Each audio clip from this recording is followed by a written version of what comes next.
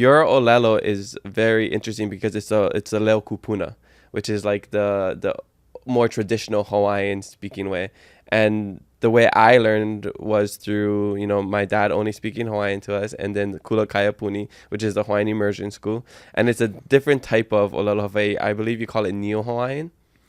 Yeah, I use that term in my Mm-hmm. master's paper that I did when I was in my master's program at UH Manoa. And it was a term that came to my mind. It was convenient. It was there at the time. I thought I was creating something new. And then later, years later, after finishing my PhD, in fact, I did, it was 2019. And I went to the UK because I submitted an abstract to present at a linguistics conference at Cambridge University there. And it got accepted. I was so proud of Mm-hmm. myself. And then went there, and interesting that you should mention that about Neo-Hawaiian. So I go to this conference at Cambridge, and I showed up extra early because I didn't know the place. I was I'm gonna be better than on time. I'm gonna be extra early, and I was the first one there to show up. And the organizers were just setting up the registration table. It was just this one guy, and I walk up, and I say, "Oh, I'm here to register for the conference." And he goes, "Dr. NeSmith, we've been waiting for you. We've been expecting you." I'm like, "What?" And he stuck out his hand to shake my hand. He's "Your work is very well known here." And I'm like, "What?" And then this woman comes walking across the foyer area, and she's like marching, and her shoes are clicking across the floor.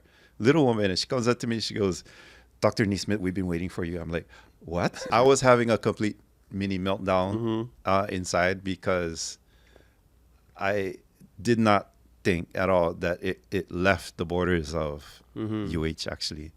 I mean, I had caught wind here locally that people had been reading the paper and so on and so forth, but I'm at Cambridge, Mm-hmm. and they're like, "Your paper is required reading here at our linguistics department." I'm like, "What?" I was horrified, to be honest, because I don't think it was the best written paper, to be honest. And it represents for me like a pin in my chronology. It back then. These are my thoughts that I was, pondering about this whole phenomenon. I thought I was being so original, coming up with this term Neo-Hawaiian. Come to find out, in that conference that I was there, it was kind of a sub theme of the entire conference is every other presentation I gave my paper, which was about Neo-Hawaiian there, and then almost every other presentation was Neo every other language. Mm. So Neo-Gaelic, Neo-Breton, which is a language in France on the west coast. It's a Celtic language, and all Neo subjects. And then there was a couple of papers where it was representing new speakers as a field of linguistics. Mm. And I found my tribe. Yeah. I found my tribe. I was like, "You get me. You got You me." feel so Yes. seen. So all of a sudden, a lot of the anxiety that it had really caused back when the paper went out, I was like stunned that it caused Mm-hmm. anxiety to begin with. Back when it came out, that was 2002, Wow. and then for years afterward, no one would talk to me. No one would say anything to me directly. Sit down, have a conversation like you're doing right now, and have done in the past. No one would talk to me. I would hear rumors. "Oh, so and so said this and that about you." I'm like, "Oh, really?" Like So good or bad? mostly not great, Oh. to be honest. And it mostly had to do with anxiety. Um, there were some "how dare he," Mm. and like, So more what? pushback about what you're saying. Yeah, but from the nothing Hawaiian specific community. other than the "how dare he." Nothing was said. I was waiting for. Like, give me feedback. Yeah, Tell me exactly. something, Yes, right? I was waiting for the intellectual conversation. It never arrived. Oh. And it was never someone like you Mm-hmm. speaking to me. It was people speaking to other people about, Mm-hmm. and I'm like, okay, I'm getting the vibe of it all, but nothing. What's the conversation? Mm-hmm. What are we talking about? Yeah. Um, then it took like more than 10 years before people started to engage more. Now I understand that that same paper, which I don't even consider really that well structured a paper or even well written, and yet I understand that it's kind of required reading at KCC, certain programs at UH, other places, and then at Cambridge. I was like horrified, but to be honest, but that's why we exist as academics. We're here to impact. We're not here to toe the line. We're not here to agree with everything. We're here to challenge. We're here to have intellectual discourse back and forth. And guess what? Since I called it like a moment in time, right? That paper. And my views have become way more nuanced since then till now. And so that was the challenge back to me. If I wasn't going to get feedback directly, I was going to get it by piecing various things into a big composite that which has also caused me to change the way I think. So I am malleable. Palu palu no wow. I am malleable. I do receive new information and take it seriously. I even take angry criticism. I actually ponder it. It affects me in that sort of way, intellectual way. I can also dish it out. You know, this is me.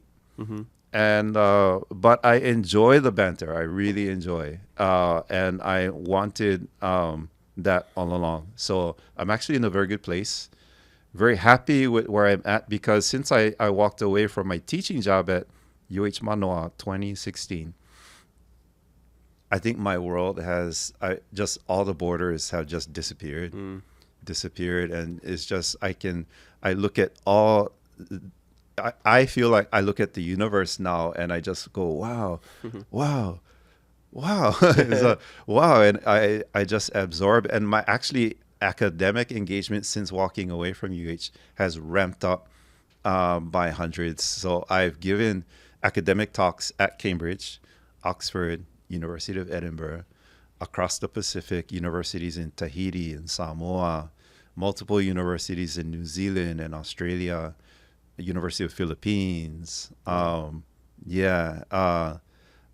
my academic writing as well has ramped up as well. I absolutely enjoy the engagement. So would you say you were maybe a little bit held back because of you had these limitations because of you were in academia and you could only do so much with that? Like you had to. I didn't know it at the time. I didn't know I was in a box. You had no idea you had a. I didn't know. Exactly. I didn't know I was in a box. Most people don't when they're in a box. And then I walked out. So you know, I stepped out into the abyss because when I left that job, only knowing that I enjoy research so immensely, and I had already been engaged on my own as a freelance researcher and consultant before walking away from the UH job, and I realized that I really enjoyed it, and I decided, you know what, let's take the leap off of this cliff and make like a flying squirrel and just see where it takes me. And I have never regretted it. It's been just immensely fun, enjoyable, engaging, stimulating. I feel my life has been so much more enriched. Wow, it's almost like you left Hobbit town. Exactly. Right? And then I jump into you're like this. Bilbo and you went around the world and back. You're not joking. Yeah. I see myself in the plot line, but crazy. I'm also seeing the repetition of the same plot line over and over. I think I mentioned this. Yeah, and you get the hero's journey. Exactly. It's very relatable in life. Yeah. Yeah. So the pitfalls and everything, everything is on me. Everything is on me.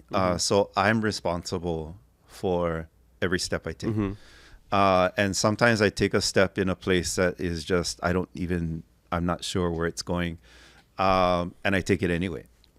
And I have also learned to sidestep, but along the way. But we're talking all figuratively. We're talking Bilbo Baggins stuff.